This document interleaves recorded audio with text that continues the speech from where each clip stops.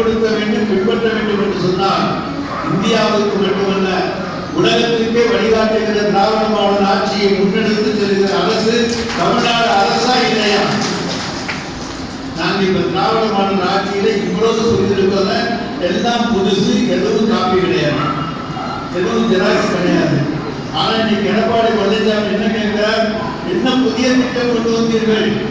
அது போல பல அமைச்சர்கள், முன்னாள் அமைச்சர்களாக இருந்தவர்கள் இன்னைக்கு கேட்கிறார்கள், என்ன புதிய திட்டம் கொண்டு வந்தீர்கள்? இதெல்லாம் என்ன பழைய திட்டமா? யாரும் உங்க அப்பா அம்மா உங்க தாத்தா பாட்ட காலத்துல கொண்டு வந்த திட்டமா? எல்லாமே புதிய திட்டங்கள். தலைவர் தளபதியினுடைய மூளைகளை குறித்த இந்தியாவுக்கே வழிகாட்டக்கூடிய, உலகத்துக்கே வழிகாட்டக்கூடிய திட்டங்களைத்தான் நாங்கள் தந்திருக்கின்றோமே தவிர யாரையும் காப்பீடித்து எந்த திட்டமும் தரவில்லை. இது மக்களுக்கான ஆட்சி, மக்களுக்கான திட்டங்களை தந்து கொண்டிருக்கின்றோம். பார்த்தாங்க, இவை திட்டங்களை பற்றி எல்லாம் பேசி ஒன்றும் பண்ண முடியாது. மக்கள் மகளிர் மனதிலே தலைவர் தளபதிக்கு என்று தனி இடம் ஒதுக்கப்பட்டிருக்கிறது. இன்றைக்கு இந்தியாவிலேயே மகளிர் ஓட்டு வங்கியை தங்கள் தனிமையை வைத்திருக்கக்கூடிய ஒரே தலைவர் நம்முடைய மாண்புமிகு தமிழ்நாடு முதலமைச்சர் என்பதை உணர்ந்து கொண்ட எதிர்கட்சிகள் இன்றைக்கு மகளிருக்கு இந்த அரசு முக்கியத்துவம் தருகிறது, அவர்களை படிக்க வைக்கிறது, அவர்களை வேலைக்கு அனுப்புகிறது. இன்றைக்கு இந்தியாவிலேயே 48% மகளிர் வேலை பார்க்கின்ற ஒரு மாநிலம் தமிழ்நாடு தானே தவிர எந்த மாநிலத்திலும் இல்லை. அதுபோல உயர்கல்வி படிப்பதிலே இந்தியாவிலேயே முதன்மையான இடத்தில் இருக்கின்ற மாணவிகள் தமிழ்நாட்டு மாணவிகளை தவிர வேறு யாரும் இல்லை. கல்லூரி படிப்பை நான் சொல்லுகிறேன்.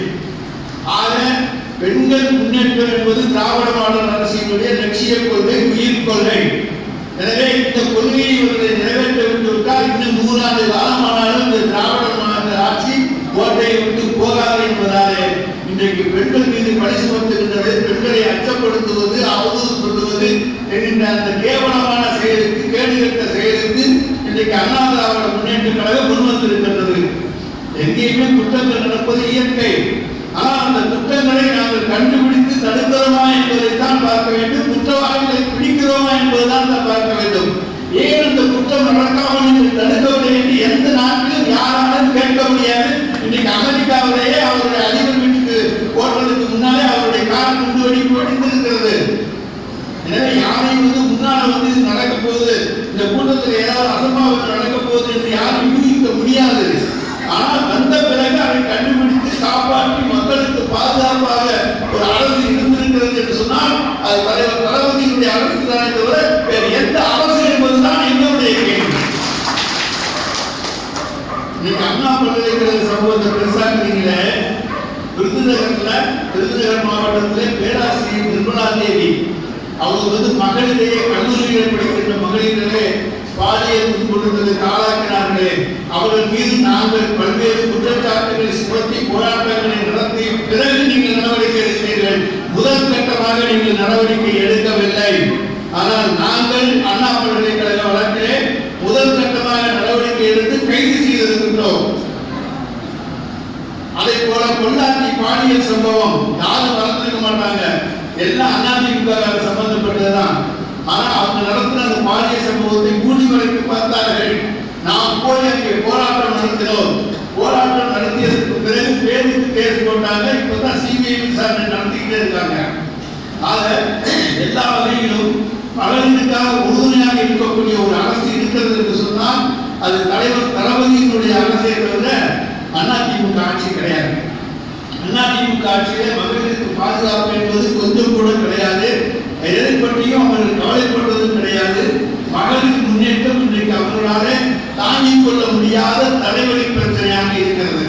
இங்க கூட ஒரு அமைச்சர் பேசுறாரா, அதாவது முன்னாள் அமைச்சர் ஒருத்தர் மைக்கை கட்ட எனக்கு மைக் மேலா வந்துருச்சுன்னு சொல்லி, ஆனா அவர் பாவம் குவாலிலோட சொல்லி வந்து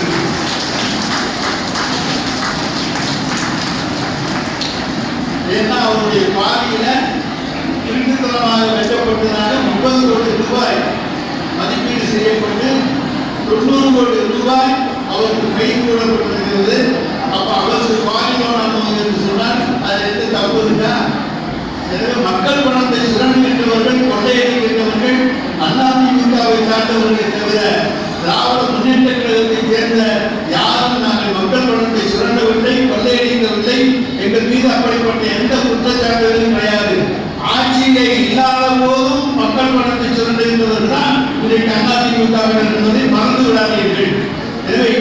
சூழ்நிலைகளை தான் திராவிட மாடல் ஆட்சியை முன்னெடுத்து செல்கிற எங்களுடைய திராவிட நாயகன் மாண்புமிகு தலைவர் தளபதி அவர்கள் இன்றைக்கு நம்முடைய கழகத்துடைய இளைஞரணி செயலாளர் உதயநிதி ஸ்டாலின் அவர்களுக்கு பிறந்தநாள் விழாவை நாங்கள் கொண்டாடி கொண்டிருக்கிறோம். அதில் என்ன தவறு இருக்கிறது?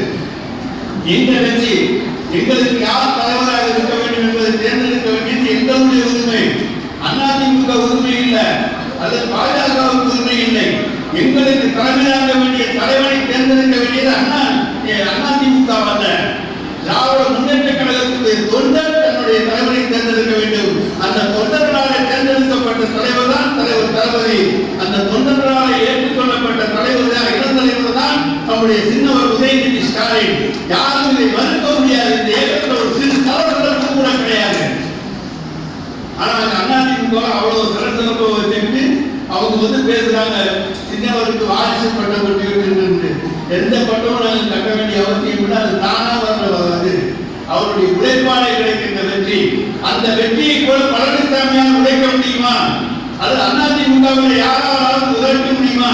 சின்னவர் தேர்தலிலே பல தேர்தல் களத்திலே உழைத்ததை போன்ற ஒரு மிகப்பெரிய உழைப்பை ஒரு இயக்கத்திற்கு யாராலும் பெற்றுத்தர முடியுமா? அந்த உழைப்புக்கு பரிசு துணைமுதல்வர் பதவியை தவிர அது வாரிசாக வந்ததல்ல. எனவே உழைப்பு ஒரு மனிதனை உயர்த்தும், உழைப்பு ஒரு மனிதனை உருவாக்கும். அந்த உயர்ந்த இடத்திற்கு உழைப்பாளை வந்திருப்பவர்தான் எங்களுடைய சின்னவர் என சொல்லி வாய்ப்புக்கு நன்றி கூறி விடைபெற்றுக் கொள்கிறேன்.